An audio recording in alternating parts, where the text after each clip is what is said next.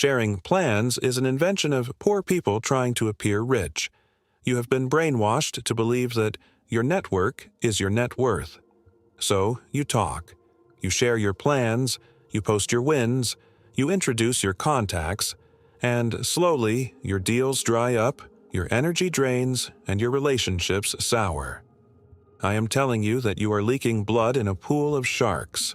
In the next few minutes, I'm going to teach you the ancient law of Ayin Hara, the exact mechanics of how envy destroys empires, and the silent protocol that the richest families on Earth use to protect themselves.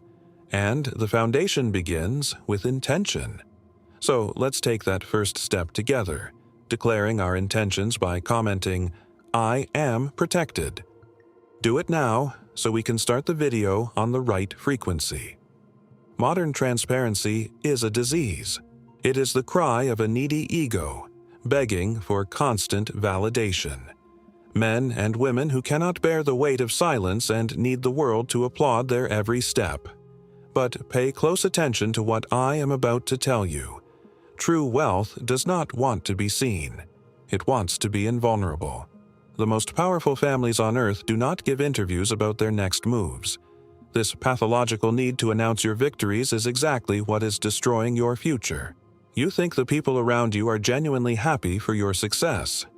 You believe your friends are rooting for you to surpass them. This is an extremely dangerous naivety. When you expose your rise, you are not inspiring others. You are rubbing their stagnation in their faces. You are triggering a silent resentment. Even a good man, even a longtime friend, feels the bitter taste of his own failure when forced to watch your sudden success. When you display something of value, you attract the gaze of those who do not possess your discipline, your intelligence, or your luck. This gaze is not empty. It carries a dense energy, a real cosmic friction. In the celestial court, the universe seeks constant balance. When the envy of dozens of people focuses on you, the universe is forced to reevaluate if you truly deserve this blessing you are flaunting. And in the vast majority of cases, the judgment is relentless. I will teach you the only possible defense against this force, the silent protocol. I will dissect the ancient law of the Ayin Hara. We will understand exactly how envy works in the biology of your brain, and how to practically identify the enemies who dine at your table and shake your hand. Prepare yourself. What you are going to hear today will destroy the way you communicate, the way you do business, and the way you see the people around you. Turn off your distractions and listen with the attention of a man who is fighting for his own life.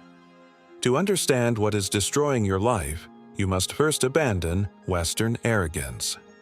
Modern man believes that only what he can touch, measure, and put into a financial spreadsheet is real. He ignores the invisible forces that have governed the world since the beginning of time. Gravity is invisible, but if you take a false step at the edge of a cliff, it will crush your bones on the asphalt. Radiation is invisible, but it boils your cells from the inside out. Envy operates with this exact same relentless precision. It is not just an unpleasant personality trait or a moral flaw. It is a force of spiritual physics. It has weight. It has density, and it is on a direct collision course with your wealth.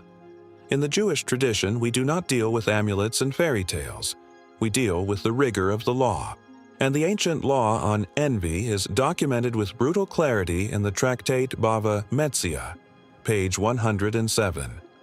The text reports that a great sage named Rav walked through a cemetery, used profound knowledge to analyze the cause of death of those people, and reached a terrifying conclusion. Out of every 100 graves in that place, 99 housed individuals who died before their time due to the Ayin Hara, the evil eye. Only one person out of those 100 had died of strictly natural causes. 99% mortality caused by the human eye. Think about the mathematical gravity of this proportion. They were not murdered with swords or poison. They were destroyed by the silent friction generated by exposure. But pay attention to how this works in practice, how a simple look can break a robust company, drain your health, or ruin a perfectly structured deal. The answer lies in the mechanics of cosmic justice. The universe is a gigantic system designed to maintain balance.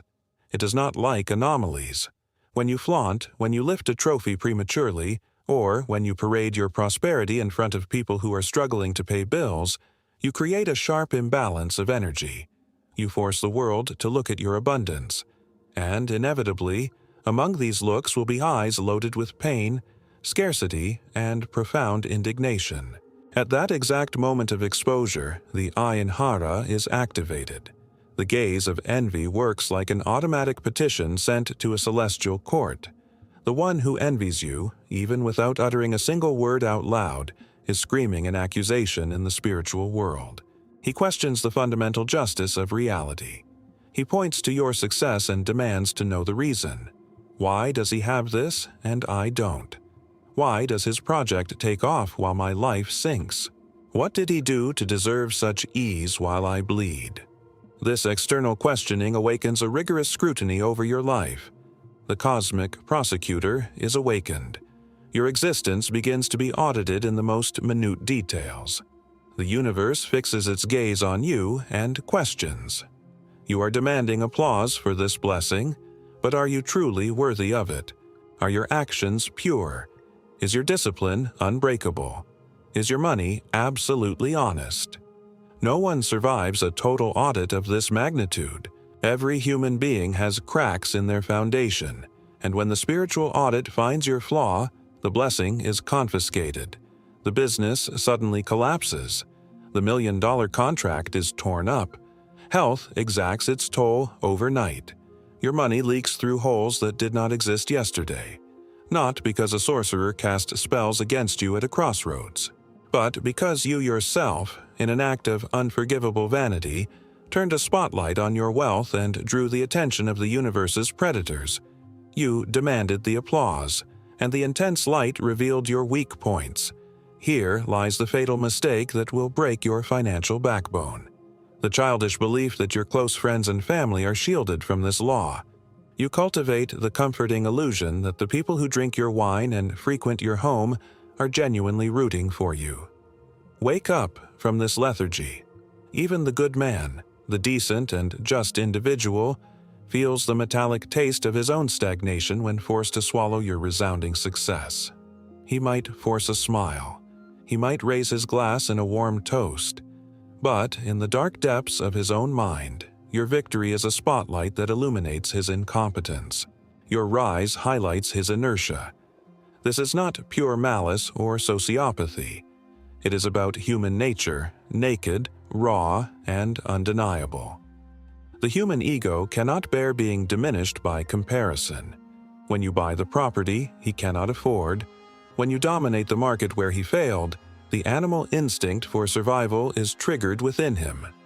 The Ayin Hara does not require active hatred. It only requires that the other person wishes, for a fleeting second, that you weren't so far above. This mere spark is enough to fire the bullet against your wall. The friction was generated. The crack was opened, and the dark water of ruin begins to enter your ship. If the universe conducts a rigorous audit on the lives of those who flaunt, your first line of defense in the physical world must be to apply the same relentless precision. You hire expensive accountants to analyze your company's balance sheet. You check every penny. However, you are pathetically negligent with the most dangerous asset around you: human beings. You allow untested, embittered, and envious individuals to have direct access to your plans and your energy. This ends today. From now on, you will operate like a financial risk analyst dealing with human lives. The first tool of this audit is the celebration rule. Envy is rarely declared with insults in the public square. Envy wears a suit and pays the coffee bill. When you throw a real victory on the table, do not look at the mouth of the person in front of you. Look at their eyes. Observe the instinctive reaction. If their eyes grow cold and their facial expression freezes for half a second before exploding into a forced smile and a pat on the back, you have just identified a lethal enemy. That millisecond of delay is the brain processing the unacceptable pain of your success. Do not make a scene. Just close the information vault to them permanently. The second profile you must exterminate from your circle is the false advisor, the passive-aggressive predator who uses a much more sophisticated weapon than open criticism. He uses concern. When you reveal a bold project, he leans in, puts on an expression of extreme empathy, and says he thinks the idea is fantastic, but questions whether the market is ready, whether you aren't going to lose everything. Understand the mechanics of this filthy strategy. He is not worried about your failure. He is terrified by the possibility of your resounding success. His advice is not structured to protect you from ruin. It is meant to paralyze your action. He injects poison into your vein disguised as a vaccine. He plants the seed of constant doubt and hesitation, because if you hesitate, you do not advance, and if you do not advance, his inertia is not exposed. The false advisor desperately needs you to stay small, so that his mediocrity is tolerable in the mirror. The instant you hear advice that disguises discouragement under the mask of brotherly care, cut the umbilical cord.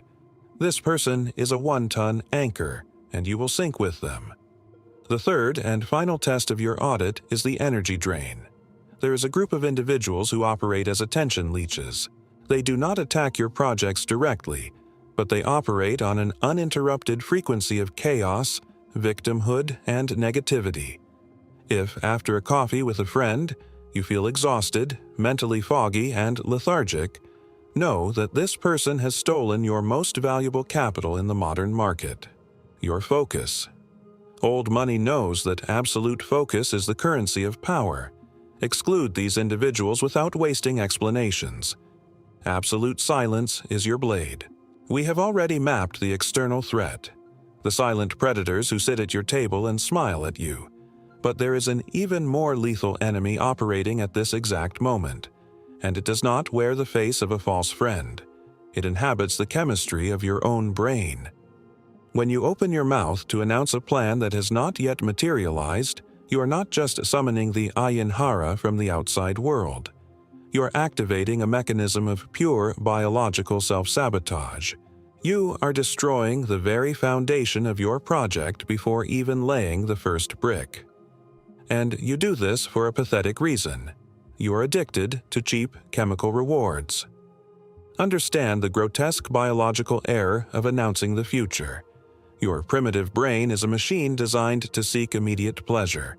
When you share an ambitious idea, a new business model, or a goal of getting rich, and the people around you widen their eyes and say how visionary you are, your brain is instantly flooded with dopamine. Modern science proves what old money has always known in practice. Your subconscious mind is incapable of differentiating between applause for a work you have built and applause for a story you have merely told. By receiving premature admiration, you taste the exact flavor of success, without having moved a single stone. The ancient sages understood that the spoken word is not just wind. The word is a driving force of creation. Accomplishing something great requires a brutal amount of accumulated tension, a non-negotiable internal pressure. It is this uncomfortable tension, this silent urgency, that makes you wake up before the sun and work until your eyes bleed. But the spoken word acts as a release valve. The moment you verbalize your grandiose plans, you depressurize the system. You empty your energy vessel. You trade the atomic power of actual execution for the miserable relief of looking important for 5 minutes during a dinner. And then the brutal consequence knocks at your door.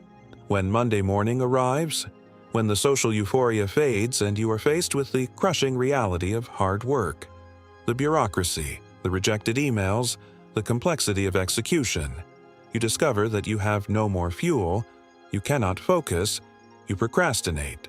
You abandon the project at the first difficulty. Your project did not die because the market is bad. It did not die solely because of the envy of others.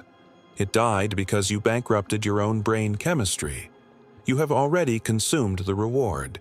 Your brain no longer sees a reason to endure the pain of the process because you handed it the trophy before the race even began. In agriculture, as in business, the rule is the same.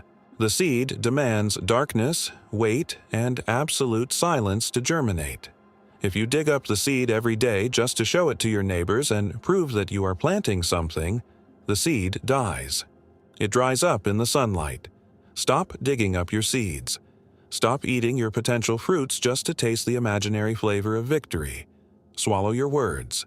Endure the tension and the agony of silence. Keep the pressure inside you and use that energy to build the machine that will generate your empire in the real world. You now understand the spiritual physics of envy and the biological trap of your own mind.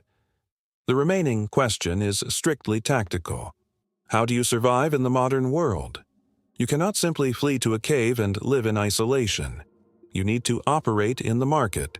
You must attend dinners, sit at meeting tables, and shake hands. This is where the primary shielding tool of the richest and oldest families on Earth comes in: the art of underreporting, the intentional, cold, and calculated underreporting of your own success. The first absolute rule of this shield is mathematical. Never, under any circumstances, disclose your real numbers. Do not reveal your monthly revenue. Do not discuss your profit margins with acquaintances. Do not announce the date of your next major acquisition. When you deliver exact numbers in a casual conversation, you are handing over the GPS coordinates to enemy artillery. You provide the envious mind with a millimetrically precise target for the Ayin Hara. Let them speculate. Speculation is confusing, hazy, and loses its power in the air. Precision, on the other hand, attracts the fatal shot. To masterfully apply underreporting, you must master the vocabulary of silence. You must learn to answer invasive questions without appearing rude, but without giving away absolutely anything. When they sit at your table and ask with a smile how business is going, the amateur puffs out his chest, seeks validation, and says the quarter was fantastic. The old money master looks the interlocutor in the eye and replies with a neutral tone of voice. We are navigating. The market is complex, the times demand care, but we are working hard to stay the course. Observe the dark brilliance of this answer. You did not lie because the market is always complex and you are always working hard, but you deflected the glory.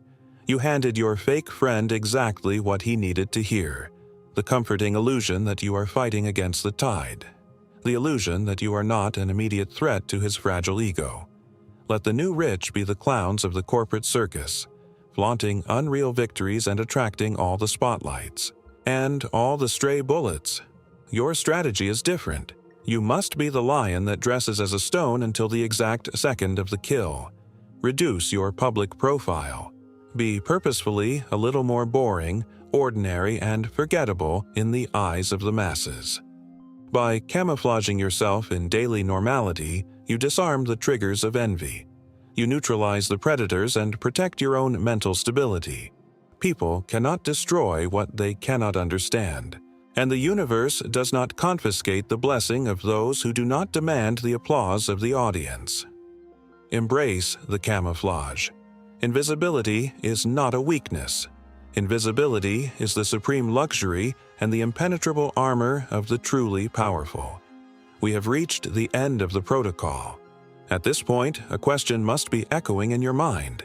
If I cannot speak to anyone, if the entire world is a minefield of envy and sabotage, with whom do I celebrate my victories?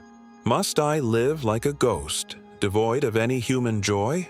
The answer is no. But your joy cannot be a public spectacle. It must be a strictly closed ceremony. We return to the absolute principle of the tractate Tanit. Blessing only rests upon that which is hidden from the eyes. Think about nature itself. The most powerful seed in the world does not germinate if it is thrown onto hot asphalt, under the blinding light of the midday sun. It needs to be buried. It demands the absolute darkness of the earth, the weight of the soil upon it, and complete isolation to take root. Your wealth, your success, and your family's peace operate under this exact same physical law. They need darkness to grow. The corrosive light of public exposure burns the roots before the tree can bear its fruit. Therefore, starting today, you will operate within your circle of blood. This is the only group of people authorized to know the true extent of your empire and the depth of your joy. And the entry criteria for this circle are cruel and non-negotiable. You will only share your truth with individuals whose financial, physical, and spiritual destiny is inseparably tied to yours. Your wife or your husband, your direct blood, and at best, a single, highly trusted mentor who is already far above you in the game, and who has no biological reason to envy your position. The golden rule is simple. If the boat sinks and the person is not going to drown with you, they do not have the right to know the size of your engine. Bar friends, office colleagues, and internet acquaintances do not belong on your ship. They are merely spectators at the port. They applaud when you set sail and gossip when you shipwreck. They do not deserve to know your journey's destination. Their validation is useless. Their approval does not pay your taxes, does not protect your health, and does not build your dynasty. This is the moment of your final decision, the moment to separate the strategist from the amateur. Go home. Delete the posts that beg for attention. Cancel that pathetic victory lap you were planning to take. Shut your mouth and go back to work in absolute darkness. The outside world does not need to know that you are winning. Do not give them the chance to mount a defense.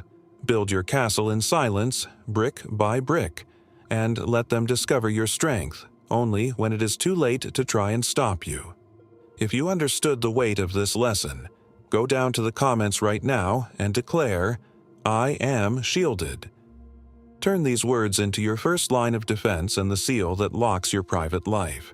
Afterward, subscribe to the channel. It takes just one click, costs you nothing, and helps me a lot. Thank you.